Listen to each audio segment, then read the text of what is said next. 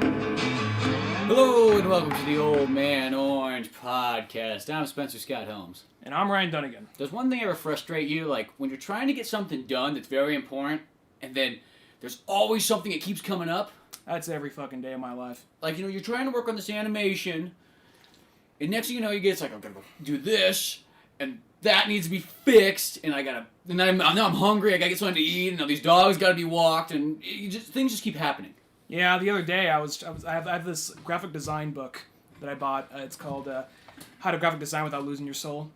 Really highly recommended. I started reading it. I'm like, it's been sitting there for like 2 months unread. I'm like, you know what? Fuck it. I'm just gonna sit down and read this thing. So I have to go to work. I got 5 hours. I have to go to work. Phone rings. Can you come in 5 hours early? Fuck. So it always happens. It's always one of those moments when you say, you know, I'm gonna sit down. I'm gonna fucking do it. And shit happens. And the next thing you know, it's like 10 o'clock at night, and you're like, fuck it. I'm just gonna watch a movie and go to bed because I don't care anymore. You must have You seemed really happy earlier today. You just must have been bent, like, just holding this in until we got the recording. No, it's one of those things like... Microphone trouble, so it doesn't small, yeah, the microphone's having problems too, so it's like, I don't know why. Just small things just add up together, and then... I guess it was one that's like, you think you got all this time to do things, and then you realize it's like, oh, I got so much other crap that needs to get done. Mm-hmm.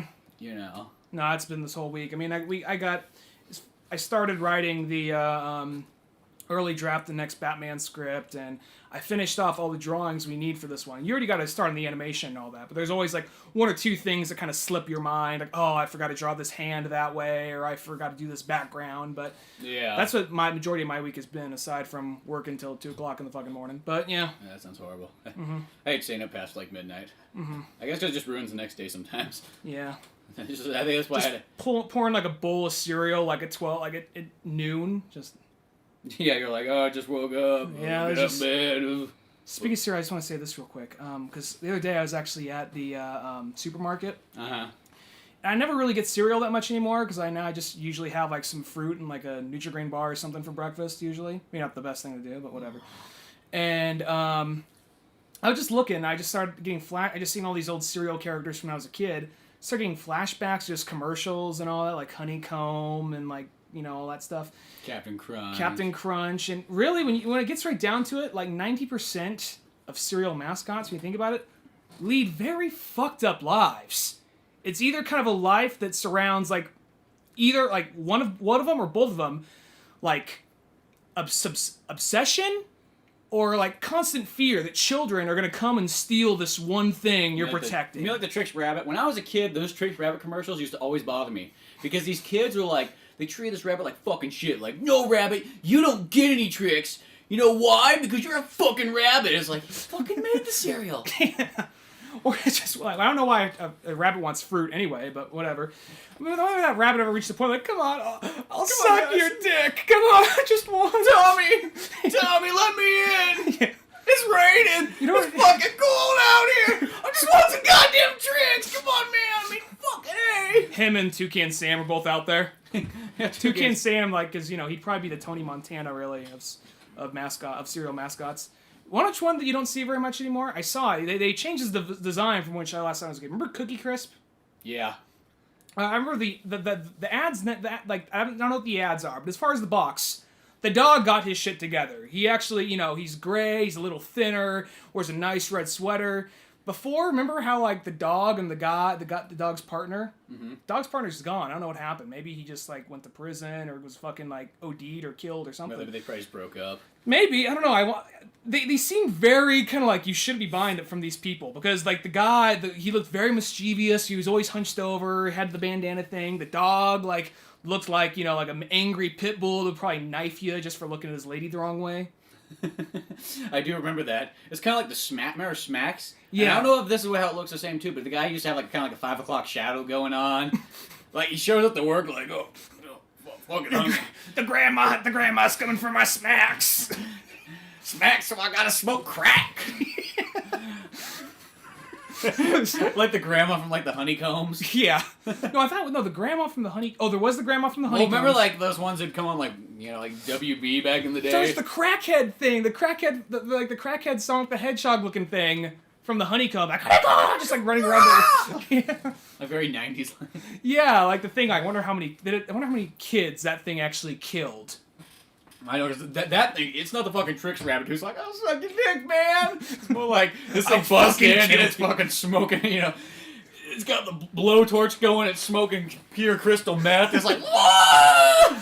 If the Tricks Rabbit is just like, the Tricks Rabbit's a heroin addict, that thing's a fucking meth head. Yeah, this thing fucking lives in your tool shed. For 3 months before you find out. No, but I think there's kind of like, you know, because going back to the Cookie Crisp one for a second, the dog actually looks a lot. I'm kind of glad they changed design. It's a much better role model. He looks kind of like he looks like the Danny Ocean. Let's say this: George Clooney, Danny Ocean of like serial mascots, because they always are kind of like heist guys when it gets right down to it. Yeah, they're always they're really actually trying to steal stuff, but or protect it from fucking shitty kids. I don't know if they're trying to steal. They're really trying to protect what's theirs, I guess. You know, it's almost like they invented this really sweet cereal, and now some like guys moved in, taking over the business, and now is selling it, and you know, either the rabbit or the leprechaun. Nobody's getting the fucking rights to it. Pretty much. Like the kid was always the leprechaun was always running away from kids too. Yeah, eventually you just go to like the Irish mob or something. Like, look, we have a long history together. I need a favor. I've always supported you. You've always supported me. There's these kids out here. These fucking kids.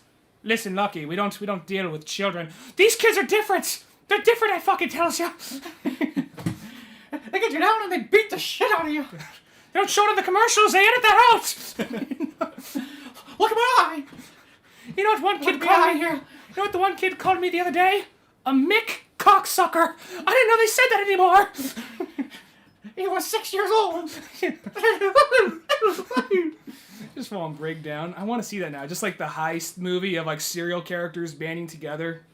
I guess the Cookie the Cookie Crisp dog, which what's a dog doing eating cookies? He's gonna fucking die. But we all know dogs aren't supposed to have chocolate. Yeah. So I guess he'd be the all right. That right there. That's your George Clooney. Who's the Brad Pitt? Captain Crunch. Captain Crunch is the Brad Pitt. He's the Brad Pitt. Wouldn't he maybe be like the producer? Not the producer, but I guess the guy who lends the money. He's kind of the flamboyant guy, you know. The Jewish guy. I can't remember. I like that actor a lot though. He's in a lot of things. I know you're. Tricks could be Matt Damon.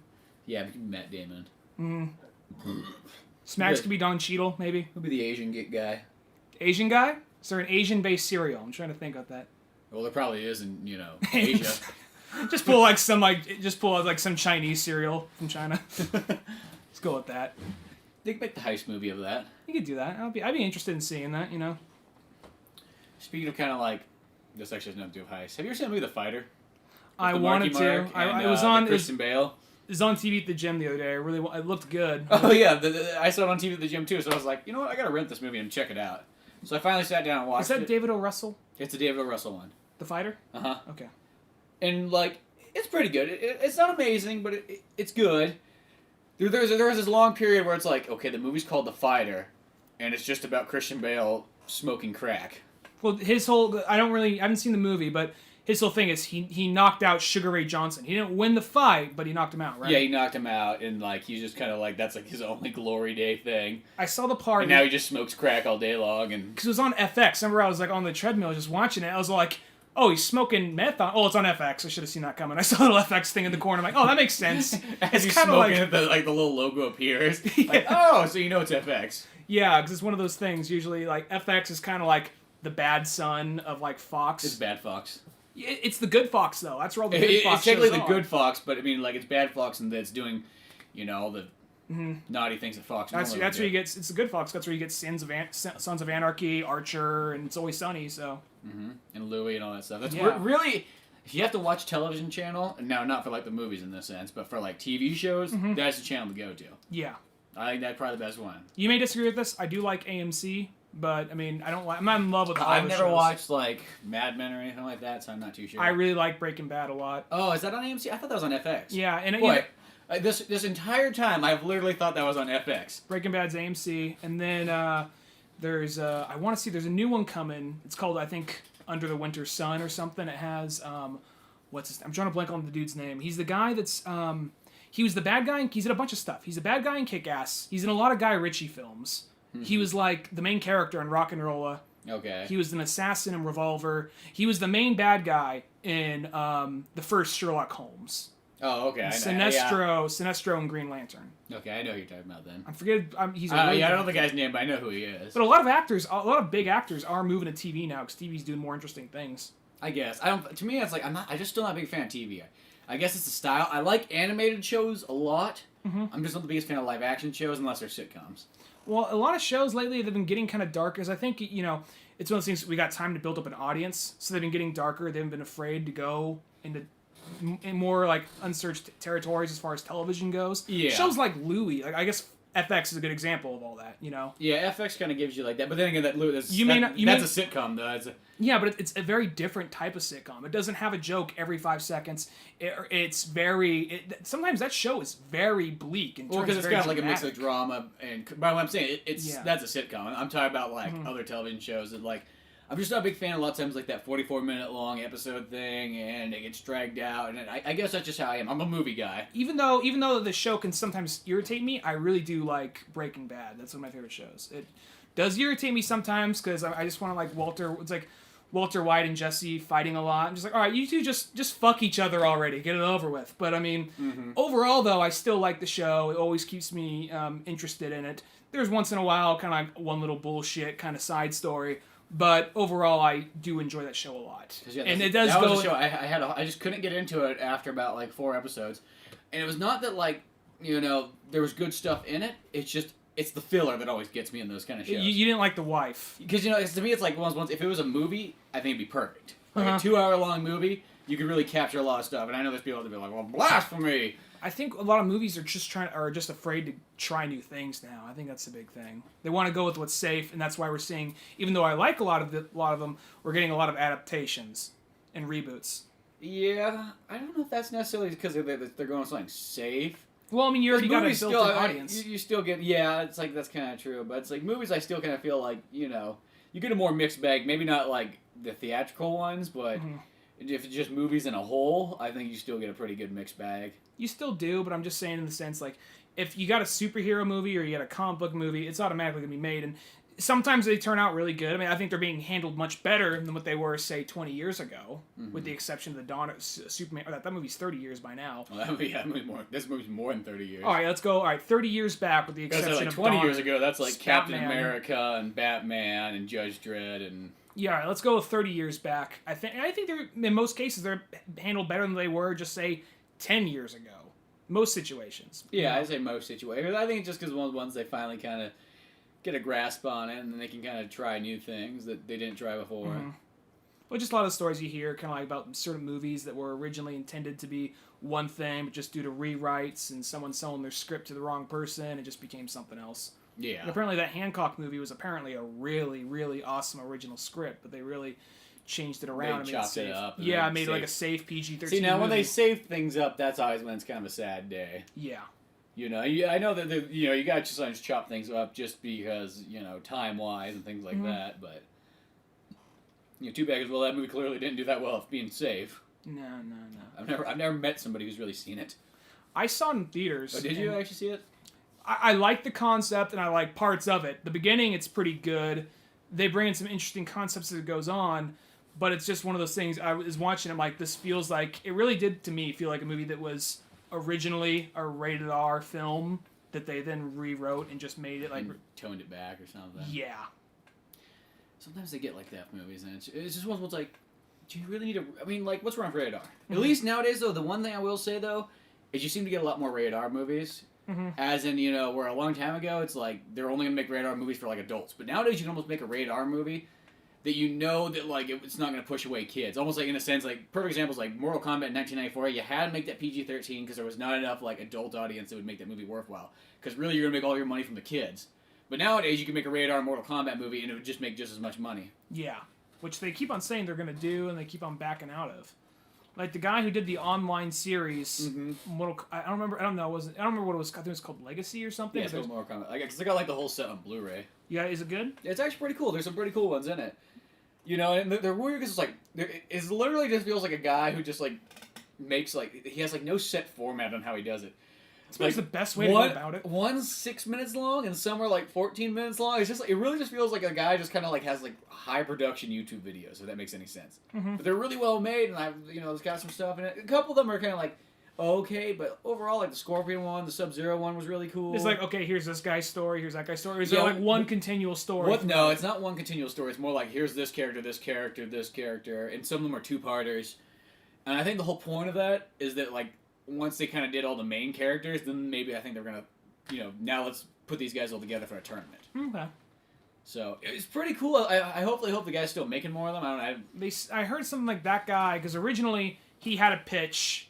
I watched the online video. Nora on the podcast, like, God, 40 podcasts back probably. She said something about it being on like it was kind of like it was all like Christopher Nolanified, only rated R. I saw that. It definitely feels kind of like sometimes it feels like they're trying to do a little too realistic. Well, that's what it originally was because he made a pitch like, all right, well, here this will probably sell to the video studio. Well, they took out the mystic side of it, but they took in like Reptile was like a cannibal with a skin condition, so he's more or less Killer Croc. And they, like Baraka had like he was a guy with a bunch of piercings he put into his skin. So it was more like they changed it and made it like they made it not realistic, but they set it more in like not science based rather than supernatural. Where they said, well, how about we give you money to do the Legacy show, and that's how that came about. Yeah, because like you watch like the first couple episodes. And they do feel almost like a TV series kind of thing. Almost looks like kind of like what you'd say like that S.H.I.E.L.D. show is going to be. Mm-hmm. Like, it's Sonya. Liu Kang. No, not Liu Kang. I don't think they had a Liu Kang one. Really? Yet. Not yet. No. I don't think so, at least. I could be wrong. Strange enough, it's one of those ones I've been wanting to go back and watch it again. But it's, how movies go. You watch it once, you're like, I'll get to it. But there's so many other movies out there I got to keep going through. They have Johnny Cage. Yeah, they had that was actually sad if they have Johnny Cage with no Liu Kang. Well, Johnny Cage is badass. I like Johnny Cage. He was my favorite character in the first Mortal Kombat, but it just seems kind of weird. I think what they're doing is they're saving it though. They don't want to just say like let's just It seems kind of like we got Honda, but no almost Ryu. strange enough that they kind of use just kind of like in a sense like if you're a Mortal Kombat fan, you seem like bigger characters, but just somebody who just like sort of knows Mortal Kombat. Mm-hmm. They didn't use like Scorpion and Sub-Zero and like Raiden and all this stuff right away. They kind of that just like no Luke Cage though. That just seems kind of like. We got Doslim, but no Ken Masters. Did you say Luke Cage? What? Did you just say Luke Cage? Luke Kane, I meant to say. I said that. It just seems kind of like that, though. If you don't have Luke Cage. That's what happens when, like, Johnny Cage and Luke Kane do the fusion dance. Yeah. But no, like, they kind of start off like more realistic ones, then they kind of start saying, okay, here's your fantasy ones, like Sub-Zero and, Scorpion. And then the Raiden one was kind of... They did a completely different take on it.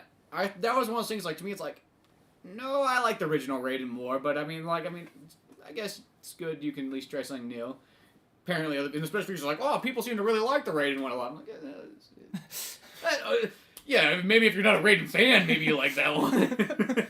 I like my Thunder God, goddammit. Say we go to like some film convention. Let's say like the Batman stuff does good. And we take it to like some like I guess kind of independent film convention. That guy's there like, so would you like the Raiden one? Like, yeah.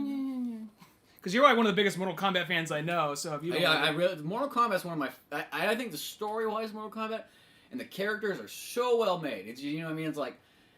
I hopefully hope that they can just make a full-on Mortal Kombat movie again. Because I like... Don't get me wrong, I like the 1994 one, or I guess it's 95 is what it is. But I love that movie so much, but I want to see my rated R Mortal Kombat. Mm-hmm. And really, just take the fucking story that was in the Mortal Kombat kind of game of 2000... What was it, 8 or 9? The last Mortal Kombat game in a sense. That one is just like the perfect way. It just combined all three, 1, 2, and 3 all together in one like fluid long story. Yeah, that worked pretty good because I watched you play the single player mode on that, and that looked like a fun story. That game was so good, and it really, in a sense, even though I love Street Fighter, that Mortal Kombat game just blew Street Fighter 4 out of the water. It was just it really was. It wasn't because like the only thing about Capcom's kind of like they half-ass you. They give you a good gameplay, but they really fuck you over on anything else. Like they just go like. Well, what you want to do something like other than just play versus mode? It's like, and they have that kind of would. They have that kind of thing like, oh, we'll buy the Ultimate Edition or the second Ultimate Edition a year from now. Well, yeah, because it's like at least Mortal Kombat, like they had the Ultimate Edition, downloadable shit. But the thing too is like if you want that shit, you just gotta download it. They don't try to screw you over like to get these characters, you actually have to go out and buy this physical copy. I think it's fucking stupid. You gotta pay for like costumes. That's fucking stupid to me. Yeah, I think that's dumb. I mean, at least if every character had five costumes to start out with, okay, and then like later on they got more in there, that's one thing. But don't just say like no costumes, you gotta buy all these. That's bullshit. I'm not gonna fall into that. And the same thing too is like this thing about the Mortal Kombat one is it had an awesome story mode. You know, and it was a good lengthy story mode for a fighting game. It has all these kinds of challenges. It has a bunch of other crap. You can like buy shit with like coins you get, so you get new costumes, even like and new moves and so on, and you know even art and all that stuff. Like you're like, oh okay. Even Marvel vs. Capcom 3, which you assume like you know that game made some money. That right there, that just seemed even like we're still just kind of doing like the stills for story mode or whatever. Yeah, it's just like put in a little fucking effort. You know people are gonna don't buy get me it. wrong. It's like you're saying. It's like Capcom. They make a good fighting game. Don't get me wrong. I love Street Fighter 4 and I like Marvel vs. Capcom 3, not as much as number 2, but I like number 3. But the thing, put a story mode in, or like a real story mode in there, and just put some stuff in there. It's like, and the dubbing for because they had the anime cutscenes in the Street Fighter 4 game. The cutscenes were the anime. And, like, they had such horrible dubbing because... Well, you could turn to Japanese, which... Well, the thing is, if you had it in English, it wasn't... I mean, I'm not going so much on the voice acting, but more to the level of the character. It was, like, 1960s, like, dubbing from a kung fu film. Their lips would still be flapping or talking. Oh, you're talking about the movie, like, the movie it came with it, though. That right there as well, though, as, like, if the cutscenes to, like, for the characters, because there's an anime movie that came with it, which was bullshit, and then there is the, cutscenes from like scene to scene, you know, when you fight your rival, not fight your rival, but like. But yeah, there's one. I think there's just one at the beginning and one at the end. Yeah. And it's just one of those ones like, okay, in 1995, that's cool, but at least make it match. Just try. The way sadly enough, as much as I like Street Fighter 4, that was like one of the worst investments I think I've had in the last like. So you bought the super 10 special years. edition. Yeah, I felt like I literally did not get my money's worth out of that game at all. I did not, because there was no story mode. There's a story mode, but it's very short. Well, yeah, but I mean, like, there's like that kind of like that, but it's like, put stuff in there that like I can play a bunch of times as single player, you know. Make it worth your while. Something more to unlock. For example, another good game like that was Soul Calibur 2. That game gave you a ton of shit to do by yourself. You didn't even have to have friends. Or even Smash Brothers gave you so much stuff to unlock. Dead or Alive franchise. Yeah, Dead or Alive mostly does a pretty good job too. I wouldn't say as good as those other two. Mortal Kombat, but it does a lot. Mortal Kombat does. Oh, it just does so good. But this is actually back to like the online shorts for a second. You know, you told me about there's the Street Fighter. I think it may have been called Street Fighter Legacy or Street Fighter something. Are you talking about the one where it's just like Ryu and Ken fighting each other? That's getting a Capcom is actually helping them produce a online miniseries for that, and it's about Ken and Ryu hunting down Akuma. That's pretty badass. Yeah, and because that was pretty cool. I was like, man, I found that online. I was like, this is kind of cool. They're like, okay, well. Capcom liked it, so they're going to try and help them come out with more of them. And then if that takes off, they're going to bring in other characters like Chun-Li and E Honda, all the whole game we like. That's cool because that guy because think about that is when you get the fans making it, then I feel it just comes out so much better. And I think everybody will like it if it's like that. Where like when you get kind of the people, it's like. Street Fighter, well, it seems like another Monday for me. Like we call it Legend of Chun-Li. Yeah, Legend of. Well, have any costumes? Fuck that. For some reason, it's some yuppie guy from Pleasanton directing the movie. Costumes are for faggots. As the boys in Harvard would always say. If I can't get to my polo game by noon. As we always said back then, Princeton makes bitches. No, but I want to see... I would like to see that. I would like to see that miniseries come out. Granted, keep in mind, I read it on Wikipedia, so that shit is flimsy, but we'll see. It's flimsy, but I still like give Wikipedia like a 90% chance of being accurate. There's only a few things I've ever... It's mostly whenever things come in the future like that, that you kind of got to be a little bit iffy on, because... If it happened, you're good, generally. Yeah, if it already happened, I've never seen anything wrong on there. Now, people could probably point out tons of things, but I, myself, good enough for me. Yeah. You know, it's mostly just like old people, like they always have this fear, like, oh, don't use Wikipedia now. The man on the news said that it had wrong things on there. I always trust Mr. O'Reilly. Yeah. So you get those old people kind of having those problems with things on the internet. Like, they always think they're going to get, like, well, if I go on the internet, I'm going to be raped. My credit card's going to be physically raped in front of me. And it's like, no, that's if you go down a dark, dirty alley, which is called, like, page 100 on Bing. When you're looking for something free that you don't want to pay for, you're like, fuck that, I'm not paying $800 for Photoshop. Where you're just taking that chance right there. You're like, yeah, you're just literally driving down like dark, dirty alleys. Like, where's that free Photoshop at? And some guy comes out, he's like, you see the Adobe logo in the corner with his arms crossed, like smoking like possibly meth. I'm like, well, it's Christian Bale, fucking the fighter. Hey man, want some Adobe? I don't know how he talks in the movie. Does he has a Boston accent? Yeah, I'm guessing they're Irish, but they have like Irish. a Boston accent. Yeah. Yeah.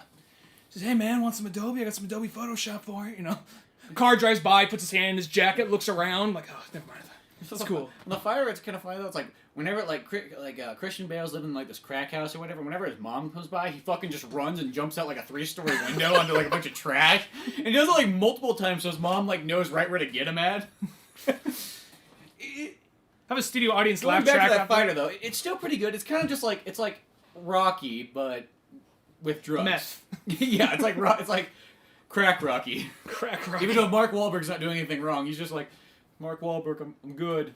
You know. Well, like I want to support my daughter. I never saw it, but Christian Bale is like he's in training, and Cracky Bell is Jim. Yeah, Cracky Bale. He really is. It's just like you look at it, it's like, God, he doesn't look fucking good at all. He's like, well, as I saw it, I couldn't hear it, but as just watching it on TV that day, it was just like he looked like I knew it was Christian like a Bale. zombie. I knew it was Christian Bale, but I'm like, that's Batman. And he's balding in the back. He's balding. He looks unhealthy. And he's smoking crack. I saw the part when he's living in the meth house. He's hanging out with all the junkies, and he's reenacting the fight. And then someone comes up to him with like a plastic bottle, like a little meth pipe little crack convention. smoker. Yeah, whole thing. And got yourself a crack smoker here. Yeah, then all of a sudden he just runs out. I don't know what happened. Does he fucking run out the window? I think he runs out the window. He stops. He's like reliving. They played old actual footage of the fight over it for a second. Then he steps outside. He just looks around. He's like, oh shit! And he just runs off. Like, I think I saw it mouthed, oh shit. But they probably it was TV. So they probably like, oh shoot. Even though on FX, I think what they do is that, like this is I think a little smarter than doing like the actual dub Just over bleep thing, it out. where they just the volume goes down for a second.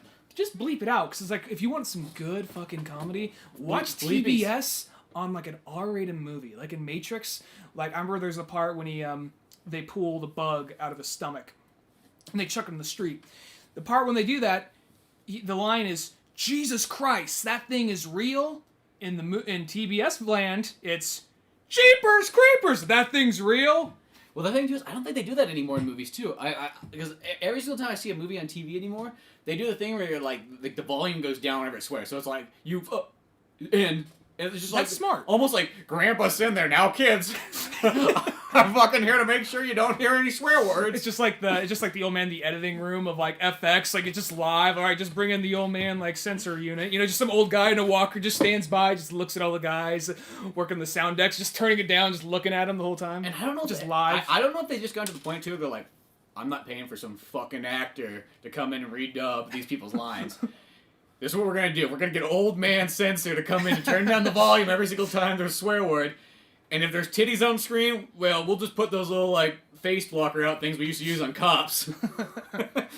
I just see the old man. It's literally there's probably just one guy that sits there and just fucking like does half-ass editing on all these things now. Where before there's probably like this team, probably like a union. It had to be a union. Well, plus they were. I bet it was up almost to like 20 guys and a couple girls that kind of come in and like, we do the dubbing for the Patriot when it needs to be shown on TV. And it was probably just out of. I guarantee they're trying to be funny, because there's the line like when I'm going back to Matrix. 'Cause that's just the best example I can think of. Actually, I'll go to Fox in a second with American Pie. Oh, that was too good. No, like in Matrix, there's a part when he walks through the metal detector, and the security guard's like, holy shit! And like Neo punches him across the wall. He walks through. He's like, holy smokes! Yeah, I love because it's totally like off too. It's like they don't even like try. And then like I remember there's one movie that should never be on television unless it's HBO or late night Comedy Central where they don't give a shit. American Pie was on Fox, not FX, regular Fox. Yeah, regular Fox. And I mean, that movie it was like an hour-long version of that movie because they had to cut so much crap out. And then there's like the part when like the little brother is hiding in the closet when Kevin and I remember the Tara, what's her name? Tara Strong? No, not Tara Strong. Tara Strong's Batgirl. Oh right. No, it's I don't know what. Yeah, Tara Reid. There Thanks. we go. Drawing a fucking blank there for a second. Tara Reid.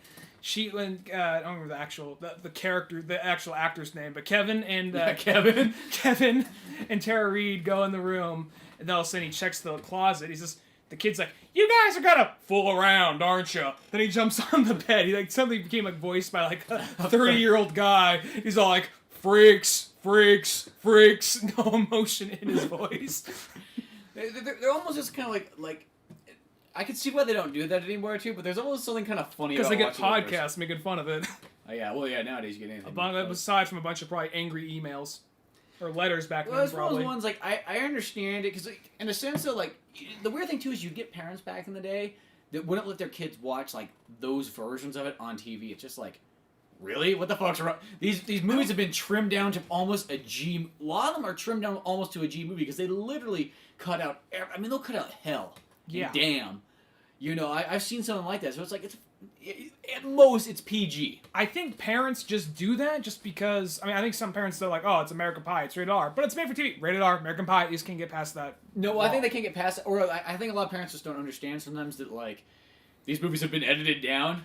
These are the same parents though that'll probably take their kid to go see Ted, thinking it's a kids movie. Yeah. Or Bad Santa. Yeah. I remember when I went to go see Bad Santa, there was always a parent thought it was for some reason thought Bad Santa was a kids movie. There's the part when I was just laughing so hard. The movie's funny as is, but just there's the part where he's sitting at the feet in the bar, because I've seen some shitty situations. My father was a fucking prick who'd for Christmas he'd give you a punch to the back of the head.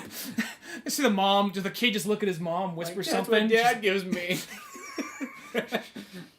I took him to this movie thinking he'd escape it, and there's the part. This show's reality, Mom! I fucking hate you! We already paid $7.50, just sit down and watch it. Sit down, Jimmy, this is our one movie a year. And then there's the part. This is the only time your father lets us get out of the house. And he said a good Christmas movie would be good for us. Then you just see the exit door just shaking, just bust in, even though it doesn't open that way, bust in the opposite way. He's just like, "Is he bitching, Martha? I can hear him from the fucking car." Like, "Daniel, it's okay, I got this. You fucking better." Has the whip in hand. Or Santa's not coming this year, and the son's like, "I hope Santa doesn't come." Everything is worse. But there's the part where. This is the part where they actually got up and walked out, where it's actually he's trying to kill himself, and he has the hose leak from the exhaust leading into the car. He's just laying in there trying to pass out, and the kids I heard, "What's he doing, Mommy?" They literally had to get up and walk out. And I remember it's funny what people choose to walk out on. Just okay, that's the word drew the line right there. Like in Watchmen, some parents actually literally took their kid to see Watchmen thinking it was, it must be Spider-Man or some shit, And I don't know that they waddle the way in there like that, bobbing their head, but they went in there and they reached the point where the kid was crying, and it was at the part where Rorschach comes into the serial killer's house, and he finds the blood, finds the bone. See, I'm surprised they got that far into them. Exactly, and then was that 2 hours into the movie? Yeah, this wasn't this isn't some 13, 14-year-old kid. This is a 7-year-old kid. Yeah. And then the part when he Rorschach, it's one of the my favorite parts of the movie, but no kid 7 years old should watch that scene. He brings in wait till he's at least 10. At least 10, yeah. He brings in that's fucking decency here. This becomes a man according to the Jewish Bible. So that's 10 or 12. That's 13. 13? Mm-hmm. I thought it was 10 or 12. See, nowadays, I say that fucking 10 is now the new man age, because you ever meet a 10-year-old kid, they fucking know so much shit already. Internet. Yeah, I know. So it's just by that point, it's just fuck it, no more TBS version. The kid was crying and covering his eyes, the part when Rorschach's like, men get arrested, dogs get put down. He's just wailing on that dude's face with that axe, which is my favorite part of the movie. But it was just shit, man. I just felt bad for that kid right there. But yeah, it was, you do talk to your grandparents, you're at 10 years old, I already had your grandmother pregnant and had a job, and I drove a tractor to work. And then you talk to your regular parents, they're well, at 10 years old, we were frolicking through the woods, because no war, fun, happy times. Nowadays, we listened to the monkeys, the birds. We just had a gay old time. Yeah, and you talk to your great grandparents, it's just by 5, you're working in the mine, or the factory, or the mill. You choose. That was what your freedom was about. We didn't have a canary to find out if there was toxins. We brought in an Asian boy on a leash, and if he fell over dead, guess what? You get the fuck out of there. Chim Chim, get in here. Don't ask me why he has a propeller on his head. Chim Chim. Speed, what happened to Chim Chim? Ha!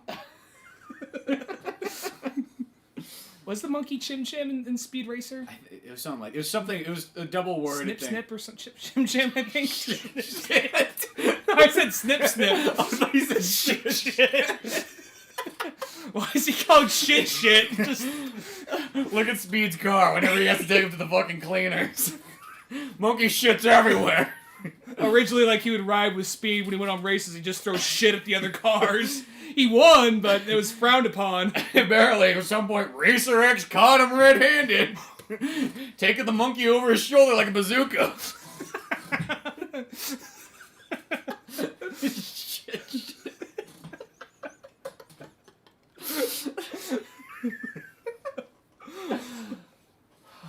They should have put that in the fucking Wachowski brothers movie.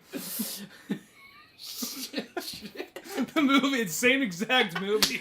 The only difference is they changed the monkey's name to shit, and Speed uses him as a bazooka. Yeah. Shoots out. Look, I don't need the fucking hopping device. I don't need the little mechanical bird that flies out. I don't need any of that. Just give me the monkey. The boys, I can feed him a couple. No, it's shit. You don't have to clean it up. Speaking of another semi-funny movie, Elysium. That movie was hilarious. That movie was a really sweet movie. I liked it a lot. Mm-hmm. And in the end, yeah, I don't know. Fucking Matt Damon goes to space. Who doesn't want to see that? I'm not gonna try and I'm not gonna try and leave anybody in suspense. I'll just say I fucking thought it was awesome. I really liked it. And the thing about it, you say it's funny. To a lot of people, I think a lot of people will have trouble finding some of the stuff funny. But Neil Blomkamp, because we were laughing at all the times people would blow up or they do something fucked up to one another. Neil Blomkamp, even though he is trying to make a social message and he always has like a social meaning behind his movies, and he is a very well-spoken guy if you look at him in interviews. I was listening to the audio commentary to District 9, even though he's talking about all the racist stuff in Johannesburg, and he's very serious throughout most of the audio commentary.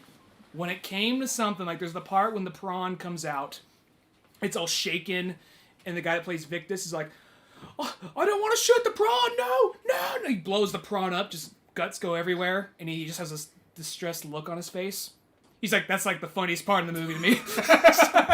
So it's kind of like the guy, even though he makes these very dark movies that even I think he finds certain shit funny. So when you see a guy, because whenever there's a part like a guy would just blow up violently, you see you hear him kind of chuckle to himself lightly. So I'm glad he has that kind of sense of humor. He's got kind of the humor to it too, because it does have a very social message, which I guess in this world it looks like that Elysium is where 95% of the people up there are white. Yeah. Because I was trying to count. I was I think there's about there was one Asian guy, one black guy, and one Middle Eastern, and a black woman. That was all I saw up on Middle Eastern guy was president. And that balances it out, right? Yeah. And then on Earth, it was pretty much 95% either Mexican, Asian, or black. And then Matt Damon was the one white guy. There was other white people there, but they were all sunburnt. Yeah. That was the thing. So it was just funny because that's what made me laugh. It was just Matt Damon's just the only, it's just at first he's the only white man left on Earth.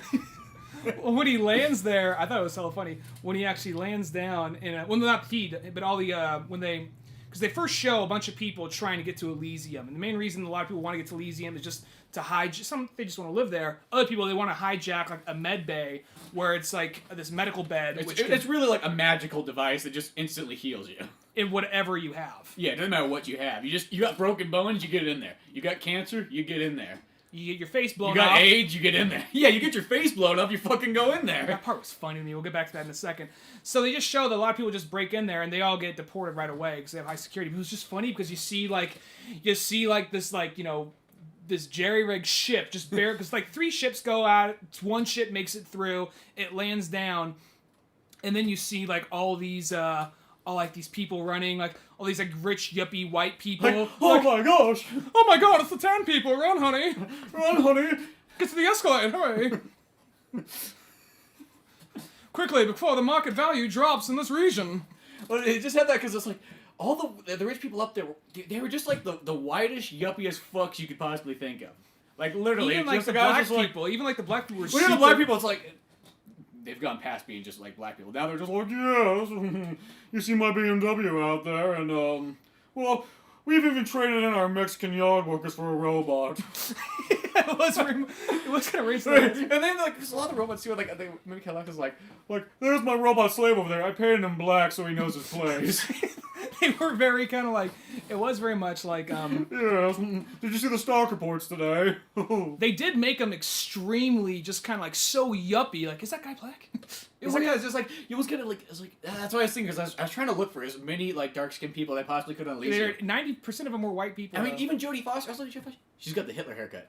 She did. I didn't notice. She has the Hitler haircut. I didn't notice. Blonde hair, blue eyes. She has the Hitler haircut. Even though I know Hitler doesn't have blonde hair, blue eyes, but what if she just had the Hitler stash too for no explanation? this is what Elysium is. It's just like fucking Nazis in space.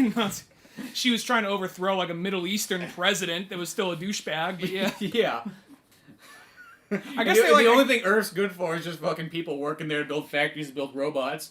I guess it is kind of one of those things like, well, we got to throw a couple. I guess one of those things. To show it's race, it's not completely racist. We got to throw a couple like Middle Eastern people or a couple like up on Elysium and make the main character white, so it all bounces out. Well, it's like we got Matt Damon here, so you know white people can relate. Just like how we threw Paul Walker into Fast and the Furious. Because boy, you know, a white person would be confused if there wasn't Paul Walker there for him. Which I want to say, I want to go back to the Kruger real quick. Which now I love the way that character was stylized. It's a guy on Earth who just walks and waits for his mission, and he's like dressed as a fucking hobo. The second he's called, he goes in, whips out a space rocket launcher that shoots missiles from ground and all the way up into space. That was fucking badass. That was awesome. One of the coolest character intros I've ever seen. Yeah, and then like he has like little medical things. There's a part because he's actually kind of. I mean, a lot of people when they see this, I don't think they'll find it funny. But just listen. Not saying like, oh, I know Neil, but listen to Neil Blomkamp in interviews and listen to audio commentary. I'm pretty sure a lot of the things he would do and say were meant to be funny, because there's the part where there's one part in the movie you think he's dead because a grenade goes off and his face gets blown up. His whole face is blown up. Most people die from these things. And it actually shows, like, there's a part, they actually show it. His face is just a hole, but yet his brain is still intact. And you hear, you just kind of hear that. And then he has, like, his two partners. I'm like, oh man, he's gonna be pissed when he wakes up. So it's just kind of funny about that. Just small things, just things he'd do, because he was just such a fucked up character. But he's like, because sometimes you get a character that's so fucked up, you just don't like him. But sometimes they do that 360. You're so fucked up. That was, like, the coolest character of the movie. The thing is, he's the guy that played Victus in District 9. 9. It's a complete 180. So he went from the guy like, oh, I don't want to, oh, what is this? Keep me away from you fucking prawn, and being just like ripped and just this angry guy, just total psychotic. Oh, Russian! Yeah. Which really, the Russians were like the middlemen. It was like... He didn't seem Russian to me. I think it was... I thought they were all Russian guys. I think what his voice was, because he's from South Africa. I think that's what that is right there. Maybe I'm wrong. Well, that's not what South African people sound like. He sounded the same way... Unless there is people in South Africa that I've just never heard on movies. And he sounded the same way to me as he did in District 9. Did he? I thought he had this like, whoa, listen to my voice. No, he has a high-pitched voice. Russian! He still kind of had like a high-pitched maybe the other guys voice. were just... Would you say the other guys were Russian? I actually can't remember their voices so well. Maybe it's just all random. Because I just assumed they were like all Russian mercenaries. Mm-hmm. So maybe I could be totally off on that one. No, but when his like, we already talked about his introduction. When they come back to him later, it's just funny. He's just like in the slums, just in his underwear, wearing kind of like partial military gear. He walks around with a katana, which is pretty awesome. Yeah, too. he's got fucking And he's just like kind of like barbecuing kind like a rat or something. And then he gets a call on his little like walkie-talkie thing, says you've been discommunicated. Before they even get to that though, the building it shows, he's up on top of this, like he's on the roof barbecuing. He's got barbed wire that circles the whole thing, and he's like chucking beer at people that like kids down below. Yeah, he's like, here, have a beer, you fucking kid. and then he's just like having fun, like just like poking at like barbecuing with a katana. Yeah. And then, which I was laughing. Then he got like pissed off. He saw he got like fired. Then he just kicks the barbecue over the edge down on some poor people. Yeah, it's a flaming meat. I mean, he's poor himself. It's just one of those things. It was just like it was just not that poor though. He's still got some pretty good technology. He seems like a guy that's kind of like he's happy as long as he gets toys to fucking kill somebody. He's almost like the guy who's like he's the best at being a mercenary, but we don't want him part of the regular group of people. We don't want him on fucking Elysium. Just give him an excuse to kill people. It's like, all right, just give him. That's what he's good at. He likes killing people. Give him a katana, like some guns, and then like some like flying film reels, whatever those were. But yeah, things like flying film reels. Big circular thing. They kind of do the things like not exactly, but the pods in like Metal Gear Solid 2. The ciphers. Yeah, the ciphers that come over just without the little like camera thing. One of them sees like Matt Damon. I'm like, fuck. It's okay, Matt Damon can take it out with like a mirror from a car. Yeah. Which out of all things, this super futuristic. I'm not gonna dock the movie for that. Yeah, I was totally into the movie until some bullshit like that. Until he took it out with a fucking mirror. I thought that was badass. I'm joking around. Oh, I was like, what the fuck? No. Sometimes you meet people like whether you love this movie or hate the movie. I was talking to someone about Kick-Ass one time. Like, yeah, I totally love the movie until they get the shootout with Hit Girl. She's like, oh yeah, so I remember hearing about that too. It's like, that's the part you lost yet? It's like that lost it. Yeah, just totally unrealistic. It's like the shootout with Hit Girls where you're like, that's one of the coolest parts of the movie. I mean, that's a matter of choice, but really, of all things in that movie, that's where you lose it. That's like saying like, I was totally into Superman until like he fucking flew. I was like, that's fucking gay. Yeah. No, but there's probably somebody out there who did that too. Yeah. Sadly enough. There's enough people, yeah. Then like there's the part with like, well, generally we didn't even talk about Matt Damon so much in the movie. Matt Damon? We haven't really mentioned him so much. Pretty much he just gets like, he's in the robot factory. His boss is like, if you don't do this, bro, you get fired. Even though he wasn't a fat guy, he was a little scrawny like douche. No, he wasn't scrawny. He looked like some like drill sergeant who's like, look at me now, I got a super job. I can yell at people all day long. Mm-hmm. But either that or this guy just goes home and just has like the worst fucking life. I saw the worst fucking life in his eyes. That's what I saw because he didn't look happy. And then his wife is just a dead corpse that sits across from him at the dinner table, and he talks to her. How was work for you today, honey? It was great for me too. So he's smiling. This anger out on. He's smiling, but like a single tear is strolling from his eyes. He's eating. So he just takes. He actually doesn't yell at anybody but Matt Damon at work. He does, and there's the part where Matt Damon gets locked in there, and he gets radiation poisoning from like. Well, they tell him it's like Matt Damon has to shove these robots into an elevator that go to God knows where, and they get like it's like a giant microwave or something. I'm not too sure. Yeah. And then the guy's like, the thing gets like a jam in it, and the guy's like, "You want your job? Well, go in there and get it. I can get somebody else to go in there." He's like, "Well, I guess I got to go in there then." Mm-hmm. Then he comes, gets locked in there, and people are like stop, like trying to, but a bunch of other workers come running to help Matt Damon get out of there. And then he's all like, the guy comes by, stops, like, no, leave it. It's already too late. Let him fuck it, Fuck it. I told him not to go in there. Looks around. And then there's like the guy he played the really thuggish villain in Lone Ranger. Mm-hmm. He was the douchey kind of CEO of that company. Yeah. He's like, get him out of here. He's gonna get blood on my new sheets. Don't breathe on me there, drill sergeant. Yeah. Which I was glad to see him die in this movie. That guy's a great I love actor, the way he died too. It was like just so violent. There was coming on farther into the movie, Matt Damon he's like, I got space cancer, or I got robot cancer from going to the microwave. My mom always told me never to put my hand in the microwave, but I put my whole body in this time. Eggs on my face. He's like, I need to get up to Elysium. They can cure me there. They got magic. So they go on this mission. They got magic space. They take down that CEO guy who runs that factory, and then shoot out in tails, I guess you could say. Mm-hmm. The black guy just turns. He's just got like this minigun. He's like blind firing it over his shoulder. I like that team they put together to go after that team. I like there's that black dude that had the helmet with the minigun. I like that guy. I also like the guy. I mean, he ran away like a bitch. But there's a Mexican dude who had the computer on his chest. He did the surgery on him and put him in the robot suit. In the super suit. Yeah. Yeah, I really like that whole team he had going there. Too bad they all died right there, but yeah. But yeah, not badass. Yeah, he just started blowing up that CEO guy. That's Matt Damon, the one other white guy. Yeah, there's that one other white guy. I think that was the only guy on Earth. Yeah, the last white people on Earth. It's like I don't know what the guy's saying with that statement there. Is it just saying that? Does he just feel like, yeah, white people just live in space? Well, he lived in Johannesburg, so I think he saw that racism firsthand and all that kind of stuff. All the super rich, yuppie white people and all the rich districts of Johannesburg and all like everyone else. All the poor everywhere else, yeah.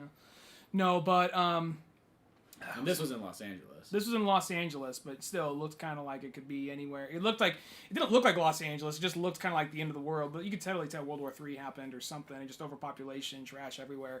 It was just, I really like this dude's style. I'm really looking forward to the next thing.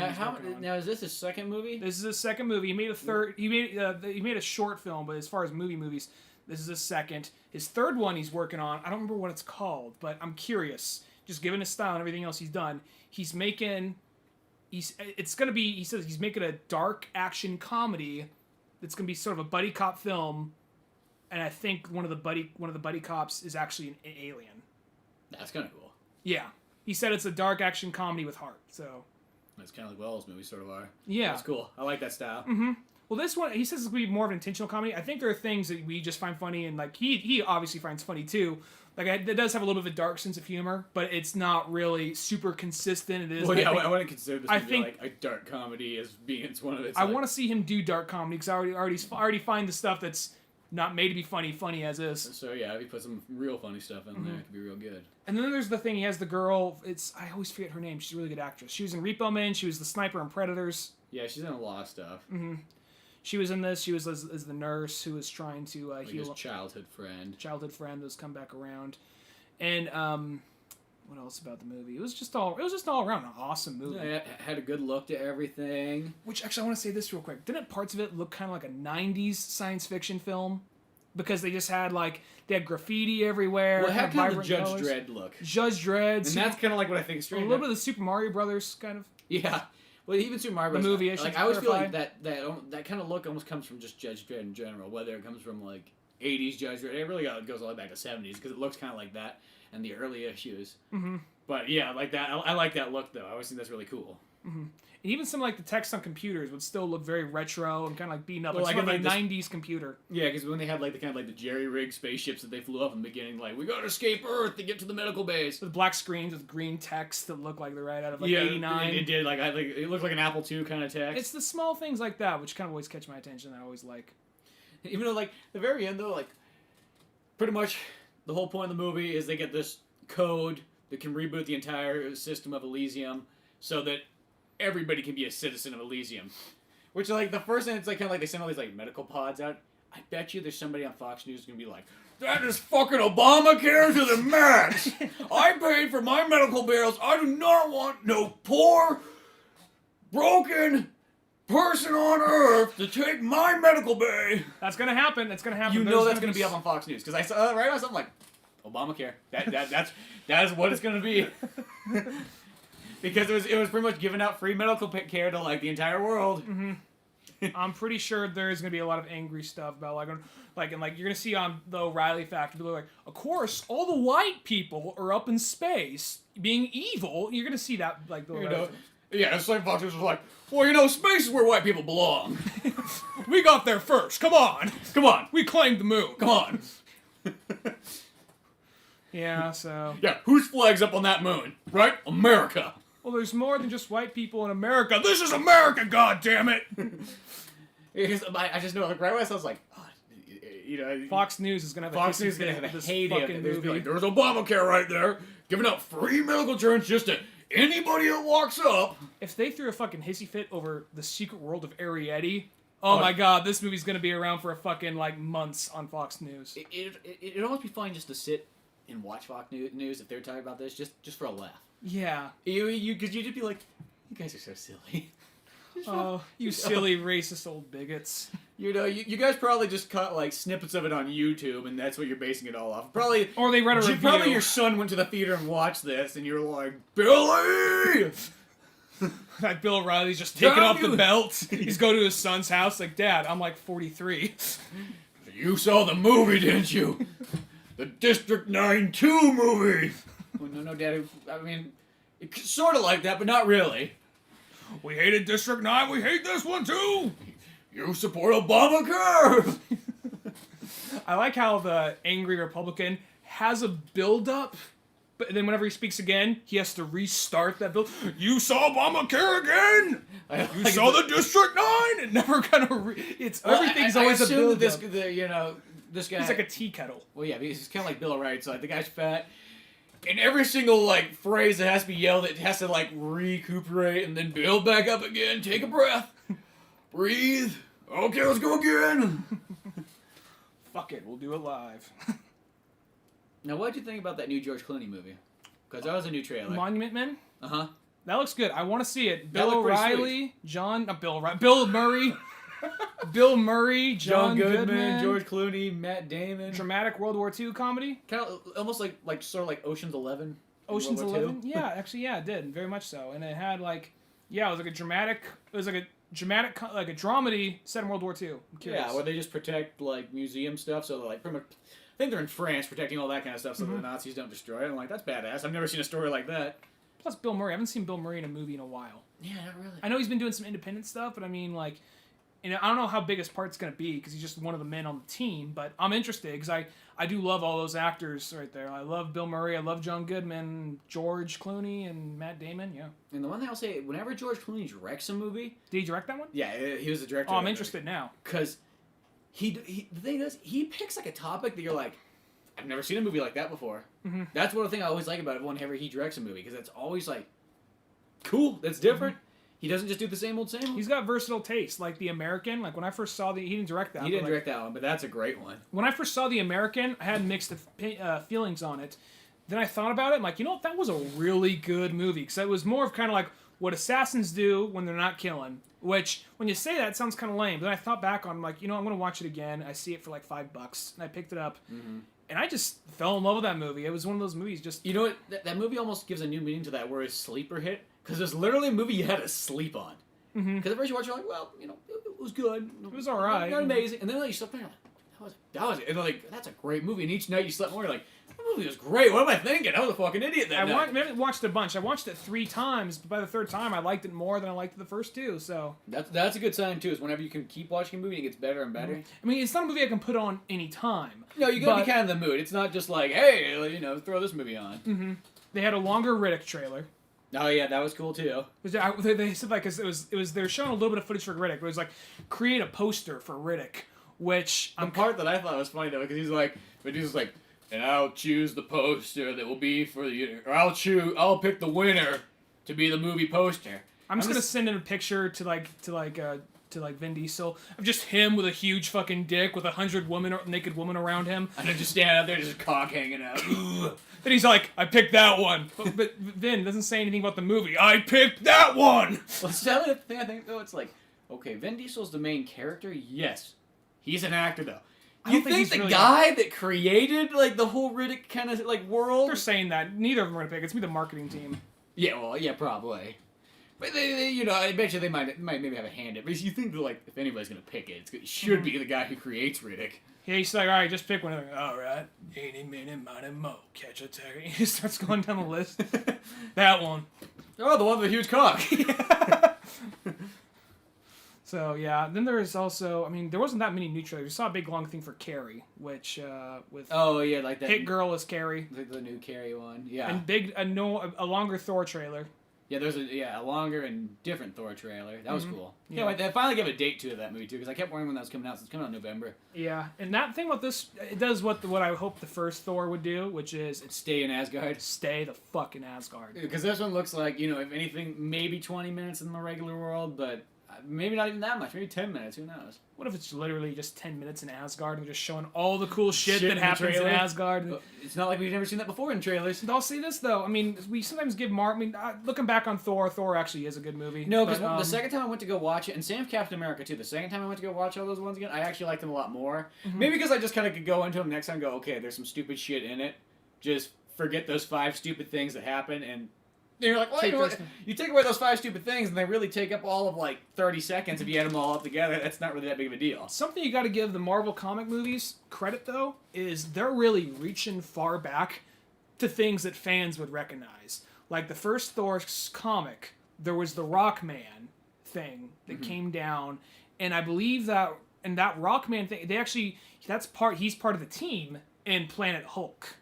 Oh, yeah, okay. And he tells the story about when he first went against Thor. Yeah, and he talks about, And then at the end of the trailer, it doesn't look exactly like it because it's not yellow, but that guy walks out, and Thor just slams him in the chin with a hammer, and he just crumbles apart. It's kind of funny, because, like, in, like, Planet Hulk, there's, like, this huge, like, battle going on, like, back and forth, back and forth. It could be a different one, but the fact that it's... Because that one was yellow, this one was gray, but the fact they acknowledged it, like, because that was obviously that same thing, it was just kind of cool, because you really don't expect that, you know? So there's a guy in the back of the audience who, like, when that happens, like, well, what the fuck do you expect to happen? It's a god! Like, what's gonna kill him? I'm in a fucking wheelchair. I can complain about these things, because I'm not a god. Life slanted me, so fuck life. I'm gonna talk through the whole fucking movie if I feel like it. Yeah. I'm disabled. We've been saying that the whole. We've been saying. Actually, that guy really didn't. He talked to in the Parts. trailers, but he didn't really talk that much during the movie. A little bit during the movie, more than I want, but not as much as others. I thought it could have been worse. I thought that might have been one of those kind of guys who likes to comment on everything. When you turn around, every single time I actually stop. I'm not one of those people like, shut the fuck up before I skull fuck you. I'm not one of those people. I'm really one of those people. Guys, do you mind being quiet? I'm trying to watch the movie here. You know, it's kind of distracting. I'm really one of those guys. It's like, and they always in your look mind at you're saying, like, I will come there and skull fuck you. In real life, I'm just little. What if that's what I hear? That's what I think I'm saying. But in my illusion, I'm just like, just a nice like guy. an inch away in their face, like, I'm gonna fucking kill you, screaming, like choking a guy in a wheelchair. No, but I mean, I have to do it this time. But whenever I do, like, say, like, guys, do you mind being quiet, you know, or something, they always just look at me like I'm a rude asshole. Well, yeah, they always. That's what happens. You tell somebody. Are you that fucking oblivious and that fucking? And they're just stupid? like, I paid my money. I deserve to go to a movie. It's a free country. And it's like, shut the fuck up. Yeah. Someday you just want to like take two people's heads and just smash them together. And just be like, fucking shut up. Do the I have this fear that someday I'm just gonna get arrested at the movie theaters. I feel like if there's any place I'm gonna get arrested at, it's gonna be the movie theaters, and then I'm not gonna be allowed back into them. I have this fear. It's a slight fear, but it's still. You'll probably be a god if you go to like you. Would probably have to move to Austin or whatever place had a Alamo Draft House chain, and they'd probably let you in for free. You're the guy that went ape shit on the people talking throughout the whole fucking movie.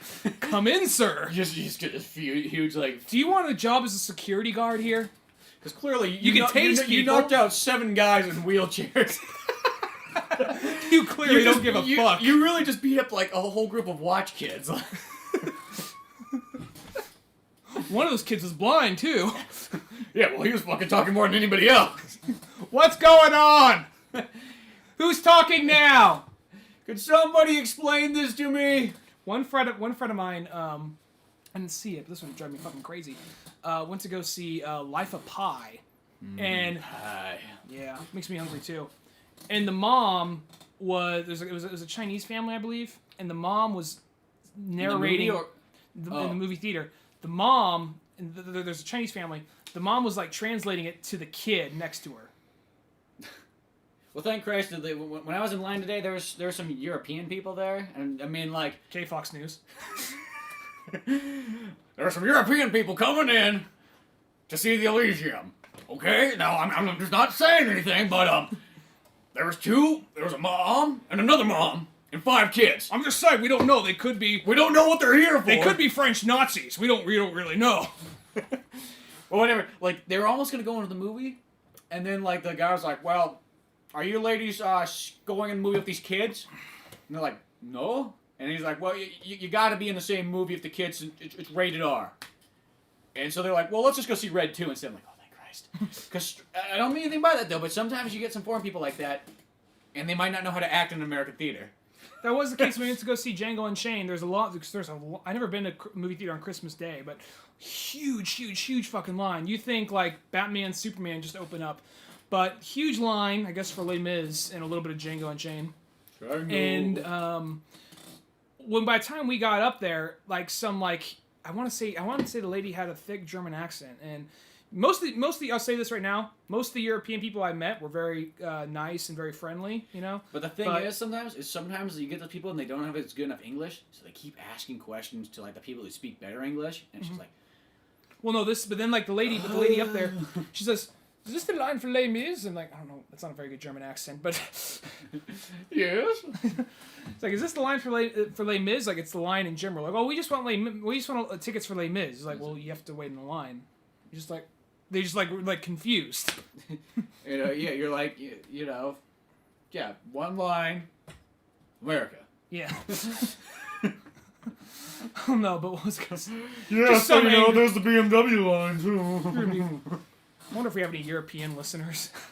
We do, actually. There's a bunch of people in Ireland. Ireland, really? Yep, I see it on the thing, on the charts. Apparently there's a bunch of people in Argentina, too. Oh, really? So I don't know what that means. Hopefully they still listen after this. Hopefully it's not just a bunch of Nazi guys. We're cool. We just have, like, yeah. Just get Fox News. Just like, look, we don't like these Europeans, these socialist, communist Nazis, you know. From Argentina, where they hide out. Yeah, but no, well, we got a couple emails. Oh, a couple, right on. So, You got one. It is from, give me all of 5 seconds. 5 seconds, okay. Okay, this email is from Ben Everett. He says, hey guys, just going to ask you to name your top 3 favorite superheroes and supervillains. But let's exclude Batman, Superman, and Joker, kind of like the big ones. Makes sense. Okay, he says his 3 favorite superheroes are The Flash, Tim Drake Robin, also Red Robin, and Resurrection Man. And his 3 favorite villains are Bane, comic book version. He doesn't like the Dark Knight one, which I kind of read the Bane is much better in the comic book. Deadshot and Ares. Thank you, goodbye. Now, what would your top 3 be? I already know what mine are. Top 3 that aren't Batman. Beforehand. I guess it's kind of scattered. Well, I don't have any favorites that aren't Batman. Well, it's kind of scattered because I can say my top. I guess all right, my top because my top 2 Batman and Spider-Man. So I guess Spider-Man. Then in no real order after that, probably Daredevil and Flash. And that's not in any real order right there. What about villains? Villains. Let's see. That's kind of hard to win too. I guess villains, I really like Hush. I know he's kind of a newer character. He's I know cool he's new to the character, game, but I really like Hush. I also really like, let's see here. It's kind of hard to, I don't really, wasn't expecting this question, so it's kind of like, where do I begin, you know? I really like, I'm trying to blank on the guy's name. He's a newer character. Fuck, you go to it, and I'll try and think of this character's name. Well, here's what I picked for my top 3 favorite superheroes. I tried to go for kind of like a very varied list. Mm-hmm. I got Green Arrow, Gambit, and Judge Dredd. That's a pretty good mix. And I wanted to throw, because I thought this one up later, Space Ghost. I wanted that to be Space Ghost. My fucking Space Ghost is badass. And then villain-wise, I picked it like, okay, Lockup from Batman. That's a good villain. Shredder from Ninja Turtles. Mm-hmm. And then the villain was always kind of a hard one, because you're like, oh, you know, so many villains. But I was like, you know what? I'm gonna say Vegeta from Dragon Ball Z. I know he becomes good later on, but like, still, Vegeta, that's just classic to me. Mm-hmm. I guess that originally was a manga, so that counts. So yeah, that's what I thought too. I was like, it's a manga first, so fuck it, I can put it down. Well, I can't think of this particular. He's a newer character, but I can't think of his name, so I'll play it safe. So Hush, I really like Captain Cold a lot. Captain Cold was always a cool villain to me. He's a cool character. The thing about him is he looks stupid, he looks cliche, but he's so different. There's an issue where Wally West and Captain Cold are just sitting in a diner. They're not aware that one's Flash and one's Cold. They're just sitting there just bullshitting, and he's just an everyday guy, and he's just very dry, very bleak guy, and it was just a really fun character to read. So that's what I think is cool about the Flash villains is they're like regular people. They're not in a sense super villains. They're just people trying to make a living. I'm trying to think of a Marvel one because I'll be honest, I haven't been reading nearly as much Marvel. That's what I tried to do. I tried to I got my DC for Green Arrow. I got my Marvel for Gambit, and I picked Judge Dredd to have something else. I haven't been reading nearly as much Marvel as I used to, but let's go with it's kind of like where to draw the line. You know what I mean? Trying to pick carefully here. Fuck it. I'll just say Bullseye. That's a cool character. Yeah, I like Bullseye a lot. So sweet. And then we got another email from Jacob Sampson and David Frezelone, which I feel like I don't know if I'm pronouncing that right. I always kind of wonder that. It must be right. He hasn't said anything. Go back. Not that one. Okay. Did you? I think I forwarded the message to you. You got that one right. Yeah, and I feel bad because I haven't had a chance to finish reading the thing completely, but let's just get the email. Well, I think that's what it's about. Well, I read it. I'm just since it's a long one, we're just gonna sum it up. I know that you guys kind of want us to read the whole thing, but that is a bit of time, I might have to say. But it says, "Hello, Ryan Spencer. This is David and Jacob. Below is our short story. Vote Pedro or die. Apparently, the writing is a book, so that's kind of cool. You're going for a book because who the hell writes books anymore? It seems like, So pretty much, it's pretty much a slasher flick. That's what it's a high school slasher flick. High school slasher. Well, it's not flick. It's the book. But you know what? I think it'd be pretty cool. I think what you guys should do though is make it into a movie. Make it into animated things. I started reading it. I didn't finish it. I got to the part when they actually get to Pedro's house. I saw the part where they introduce all the guys. And yeah, I think it would be good like animated, or I think that'd just be easier. That way you don't have to rely on so many people. What we've learned in life is, don't do it live action. If you can do it live action, it'll be cool, but if you can't do it, just animate it. Plus, you're trying to use all these characters from Napoleon Dynamite and hoping to find these different characters that all actors that look like these people. And talk like them. So you'd be better off just, if you did an animated version of it. Even a comic book? Be a good parody. Even a comic book. I think that'd work well. Yeah. I still got to finish it. When I do finish it, I will get back to you guys right away. So I think that's a cool start. I just think the next thing to do is take it to the next level. But yeah, I think the animated thing would be the way to go. Mm-hmm. I guess the old-fashioned part of me just says live action because that's all we know. But it's like, I guess it makes sense. Do animation. Yeah, try to. It's not as hard as you think. Mm-hmm. But yeah, well, anything else you want to close up on? I'm sure it'll come to me by the time you push the power button on the microphone. But, well, till then, I'm Spencer Scott Holmes. I'm Ryan Dunigan. And check out oldmanorange.com for everything Old Man Orange. Send us an email. It's right here on the air. Yeah, at oldmanorangepodcast@yahoo.com. Till then, see you later. Later.